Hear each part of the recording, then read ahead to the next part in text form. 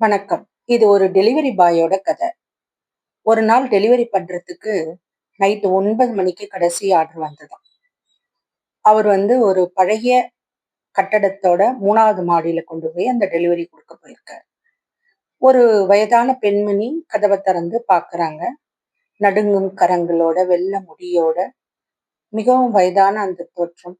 "அப்பா இத கொண்டு வந்து கொஞ்சம் உள்ள வச்சிருப்பா" அப்படின்றாங்க. அவங்க ஒரு கிச்சடியும் 2 வாழைப்பழமும் அதுல ஆர்டர் பண்ணியிருக்காங்க. அந்த தம்பியும் எடுத்துட்டு போய் வச்சுடுறாரு. வச்சுட்டு அவங்கள பார்க்குறாரு. "நீ கொஞ்சம் உக்காந்தன்னா நல்லாருக்கும்" அப்படின்னு அந்த அம்மா சொல்றாங்க. அவருக்கு ஆச்சரியம். டெலிவரி பண்ணிட்டு நம்ம வர்றது தான் வேலை. சரி, அவருக்கும் களைப்பா இருந்தது. சரி உட்காரலான்னு உட்கார்றாரு. அந்த அம்மா சொல்றாங்க. 2 வாய் சாப்பிடுறாங்க. பார்க்குறாங்க. ஒரு சின்ன வீடு. நெறைய ஃபோட்டோஸ் இருக்கு. "இவர்தான் என் கணவர். ரயில்வேல வேலை பார்த்துட்டு 5 வருஷத்துக்கு முன்னாடி இறந்துட்டாரு. எனக்கு 2 பசங்க. ஒரு பையன் அமெரிக்கால வேலை பார்க்குறான். மாசம் மாசம் எனக்கு பணம் அனுப்பிச்சுருவான். ஒரு பொண்ணு பெங்களூர்ல வேலை பார்க்குறா. அவளுக்கும் குழந்தை, குடும்பம்னு அவங்க ஃபேமிலிய தான் அவ பாப்பா. நான் தனிமையில தான் இருக்கேன்.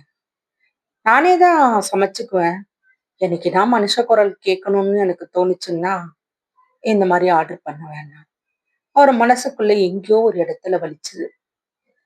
அப்படி பேசிட்டு, "நீ உங்க அம்மாவுக்கு ஃபோன் பண்ணுவியா?"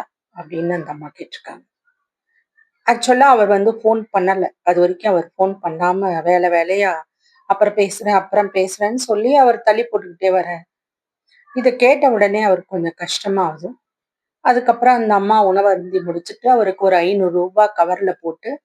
500 குடுத்து, "நீ உங்க அம்மா கிட்டயும் பேசுப்பா" அப்படின்றாங்க. அவர் காச வாங்க மறுக்கிறார். ஆனா அந்த அம்மா என்ன சொல்றாங்க, "இது உன்னோட நேரம் எனக்கு செலவு பண்ணதுக்கு தான் நான் குடுக்குறேன். டெலிவரி பண்ண சார்ஜ் இல்லப்பா" அப்படின்னு. அவரும் கீழ முதல் வேலையா அவங்க அம்மாவுக்கு ஃபோன் பண்றாரு. அவங்க அம்மாவுக்கே ஆச்சரியம். இதுவரைக்கும் ஃபோன் பண்ணாத பையன் திடீர்னு ஃபோன் பண்றானே. "என்னப்பாங்க? என்ன எதனா பிரச்சனையா?" "இல்லம்மா உன் குரல கேட்கணும் போல இருந்தது. அதனால பண்ணேன்." "நீ சாப்பிட்டியாப்பா?" அப்படின்னு அந்த அம்மா கேட்கறாங்க. உடனே அவருக்கு அழுகை வந்துடுது.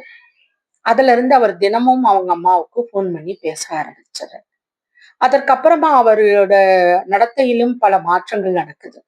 எங்க டெலிவரி குடுக்க போனாலும் அவங்க கிட்ட அன்பாவும், அனுசரணையாகவும், காத்திருந்து குடுக்கறதும், தேவை என்னன்னு கேட்டு செய்யறதாவும் மாறி போகுது. இப்படியே போயிட்டு இருக்கும்போது 2 மாதம் கழிச்சு, அந்த அம்மா கிட்ட இருந்து மறுபடியும் ஒரு ஆர்டர் கேட்டு வருது ஃபோன் பண்ணி. இவரும் போறாரு. ஆனா என்னன்னா, பக்கத்து வீட்டுக்காரம்மா தான் அவர்கிட்ட ஒரு கவர் குடுக்குறாங்க. பாத்தீங்கன்னா, அந்த கவர்ல அந்த அம்மா 1 வாரத்துக்கு முன்னாடி இறந்து போயிருக்காங்க. அதுல ஒரு ரூ. 500 அவருக்கு ஒரு தபால் எழுதியிருக்காங்க. "அன்னைக்கு எனக்காக உங்க நேரத்த செலவிட்டதுக்கு ரொம்ப நன்றிப்பா. நீ தொடர்ந்து உங்க அம்மாவோட பேசிக்கிட்டே இரு. மிக்க மகிழ்ச்சின்ட்டு." அத படித்ததும் அவர் மனதுக்குள்ள ரொம்பவும் மனசு உடைஞ்சு போயிட்டார்.